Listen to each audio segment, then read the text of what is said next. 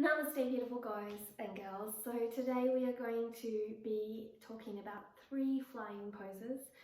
I feel they all interlink very well. The only difference between the flying king pigeon and the grasshopper is it requires a lot of hip flexor and hip mobility and strength. So that is something that you have to work on if that is not existing yet. But however, because they are all working in a position of unilateral in some way or cross body, they allow for us to develop similar amounts of strength but taking away the flexibility component of the 2 that I mentioned. So these poses are fantastic transitions to working on unilateral strength, working into the abductors and working into the obliques and the external, and also understanding that the core is so much more than just the front body, rectus abdominis, the 6-pack that we all utilize. It requires our legs to be part of the core coming to the hip flexors. It requires our shoulders and hands to be in a line to support our body that then interlink to our core to create the core movement. It also requires awareness of understanding stability and balance. And as we start to do into one-sided leg lifts, we need to use the stability a lot more than the balance because we can't spread out and balance as easily. So the first one we're going to talk about is flying, so the single leg crow. Now this one is quite challenging for many people. So you're coming down into your crow here, lifting one leg to the side and flying up here into the body. Now, due to the fact that it has an almost Lilasana type of movement on one side here, it gets a lot harder. Due to the fact that it requires a lot of strength, you're going to have to lean down into it to get chest strength to be able to push your leg up. It makes it a lot harder and also a lot more core based to understand your left and right sides, to see where the equality is and the non-equality is, because one side is definitely going to be harder than the other. And that being said, it takes a long time to develop core strength on both sides and how to get into it. So I've actually set up 2 blocks here, one underneath on the long flat and one up tall. This is going to allow for my shoulders to come down into it. Your fingers are going to be spread and all the same as the crow, so you're looking for that palm arch to shoulder arch position of strength. Your arms, again, if they splay out, are going to decrease your chest strength. Going to rely a lot more on your legs to get you up and your hips and your core, and it's going to make it a lot more difficult. It's also going to make you a lot less likely to hold that balance as you lean down. You're going to collapse. So to develop that, we're going to utilize 2 blocks. These 2 blocks here are going to go under our shoulders. So what you're going to do is make sure there's enough room for that head to come through. You're going to bring your hands here and you're going to make sure you can lean down, see this, and pop them stably. So make sure that your blocks are stable onto your shoulders, onto the blocks. If you can do that stably, then we're going to head into our crow pose.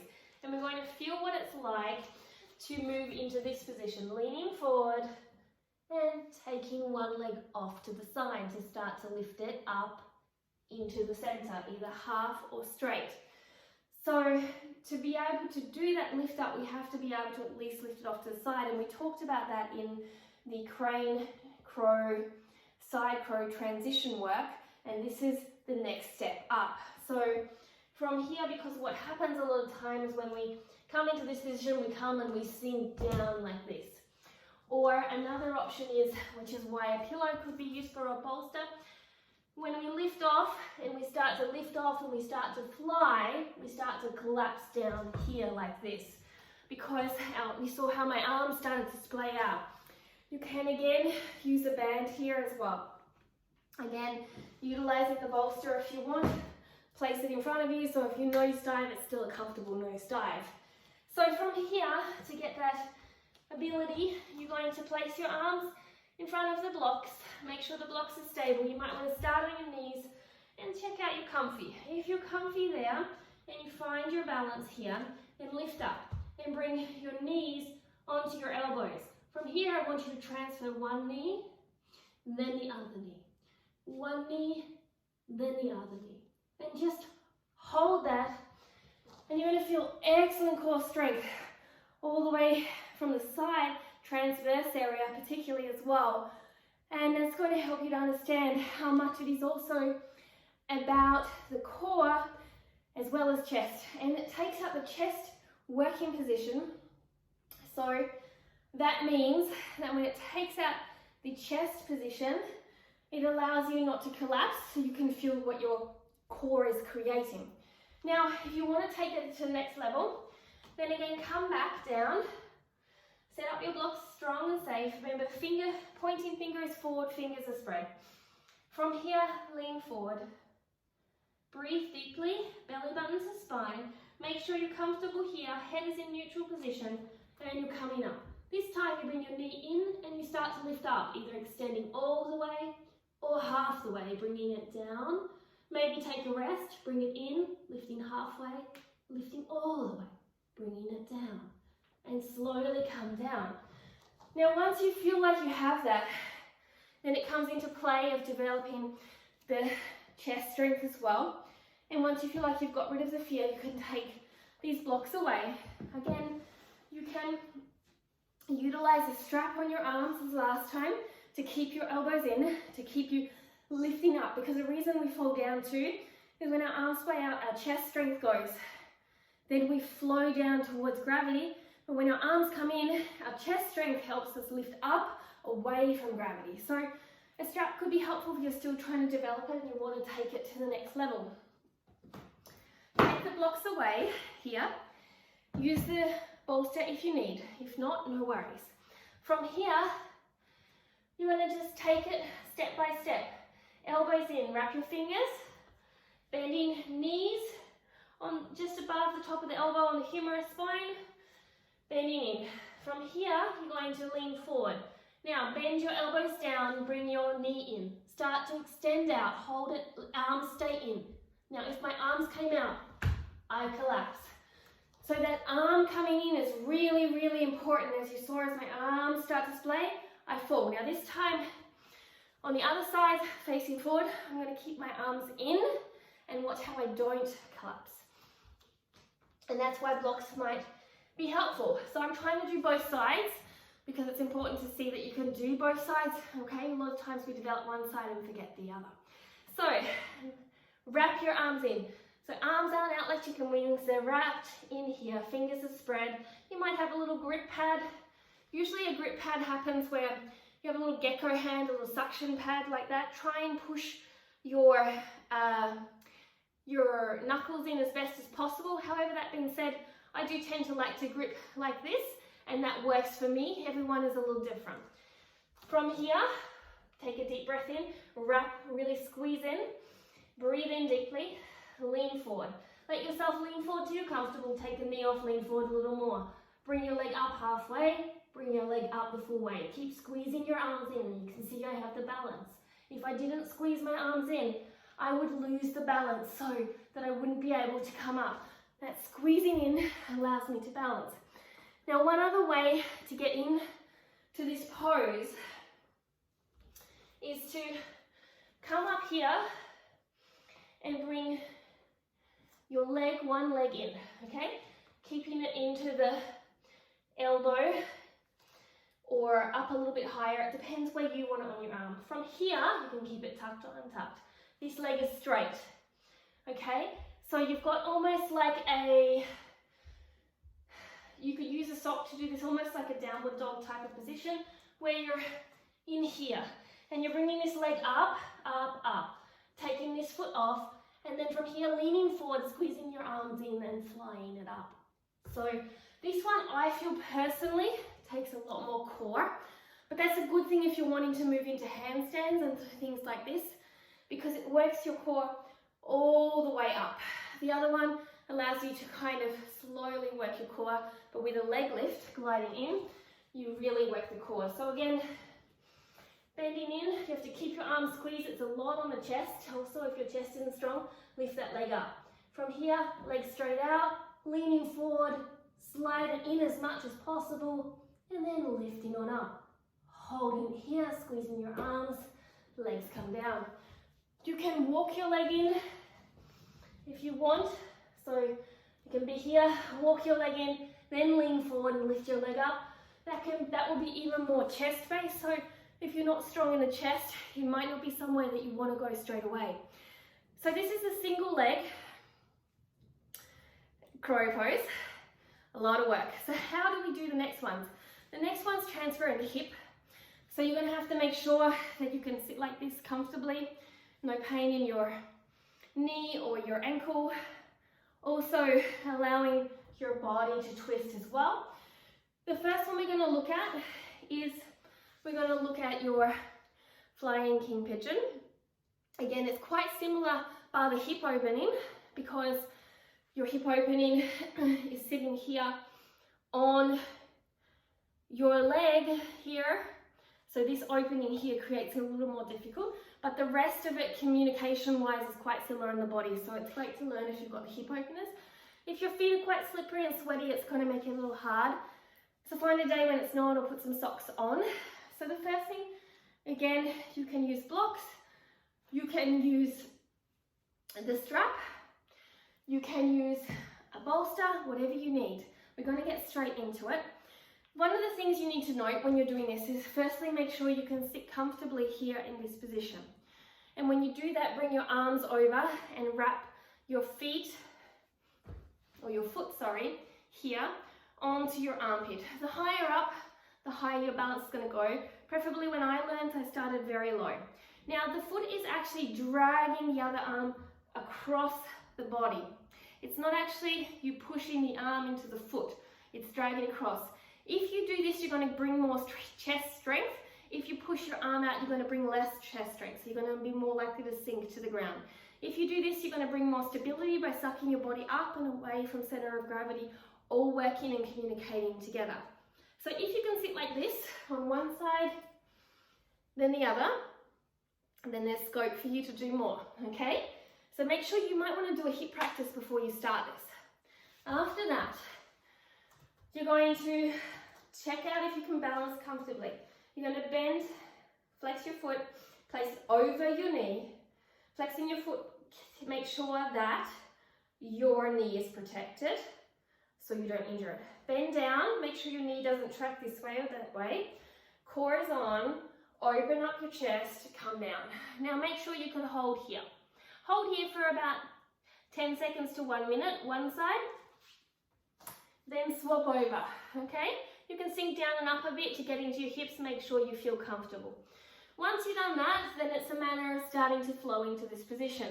So from here, what we're going to do is we're going to take the foot back in, up onto the arm, squeezing your foot, pushing your arm across, remember, not your arm out. From here, we're going to rest your arm under the armpit, squeeze that foot on, flex that foot, leaning forward, bending down. Squeeze the arms in, fingers spread, lift up, hold here. If you feel comfortable here, you can lift up, hold here, and if you feel comfortable, hold here. So there's 3 options here. 1, 2, even 4, 3, 4, okay? And all these options will help you to develop the next step. Really important that you don't let your arms splay out. Keep squeezing them in. Really important that your foot pulls your arm in. It's actually assisting you to do the toothpaste tube squeeze, which assists you in stability, which assists you in moving away from gravity. Remember, you're going to have to warm up your hips. So from front, placing your arms down, just so you can see the feet. Here is your foot, it's flexed. You're going to squat down, arms are in the armpit, and the foot is flexed and pushing, not the arm is pushing out. Foot is flexed and pushing that way. See that? That creates the chest strength to get up in the air, okay? So once you've done that, you then have the lean forward, squeeze your arms in here. Now try and take your foot off. Hold here, try and move it away from your leg. Hold here, try and fly it. Keep squeezing your arms in. Remember not to go out. Squeeze your leg in, coming back down, and there is your flying king pigeon. So one step would be just keeping your foot on the ground and holding this position. Step 2 would be leaning forward. You could hold here a little bit more advanced or come up to here. Step 3 would be coming up to here, and step 4 will be coming up to here. So each step is going to develop your ability to fly. So start small, one step at a time. Also, when I started flying with my leg this way rather than this way. So instead of going up high, I started by keeping my knee in and going out this way. That way it became easier eventually for me to lift up and come into this way. But at first my core wasn't strong enough after pregnancy, so I started by doing elongation long ways. So that's an option for you as well. Now, so the last pose is the grasshopper.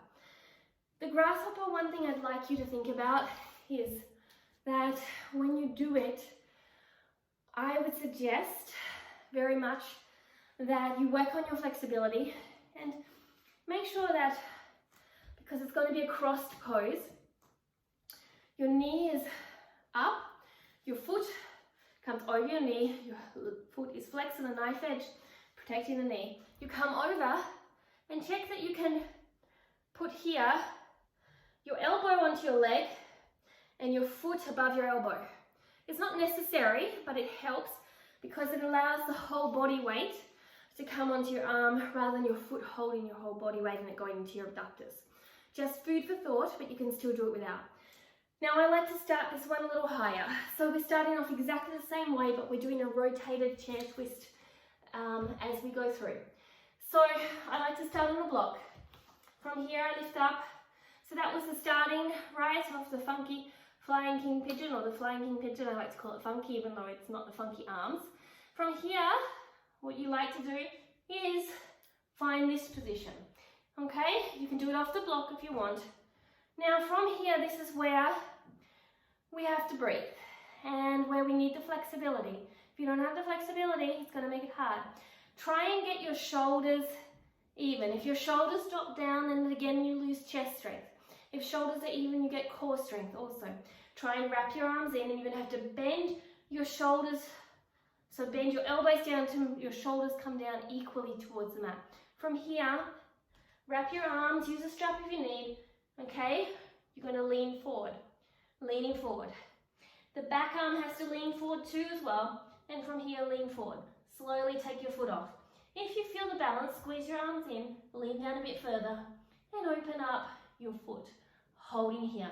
My leg and my foot is resting on my arm, and I'm breathing deeply here.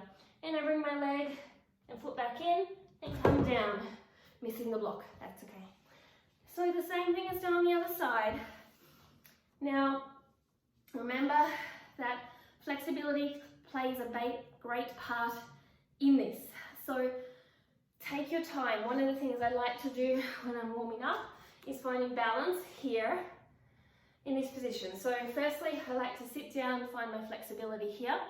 Then from here, I like to come into chair, rotate here with my core, belly button to spine, so my elbow comes onto the outside of my foot. If I find balance there, I like to bring my hand down and open up in my chest. That gives balance, and squeeze my foot on, breathing here. Once I find that balance, I then lean down onto both arms here. This hand is higher, the elbow shaking my left. Leaning on down, open up, first bent, then straight, and then bend down into it through my left arm to create a nice equality in my shoulders. Pushing up through my left arm, bringing my foot down and coming down. So, there's a few arm balances for you to work on. I hope you enjoy. It's always a work in progress. It's always practice and find your way, find your strengths and weaknesses, work to grow them. Everybody is different. And remember, it's a continual process. Some people take a couple of days, some people take years. It's never ever 30 days or this is how you get to it. It's that you keep trying and enjoying the journey. Namaste.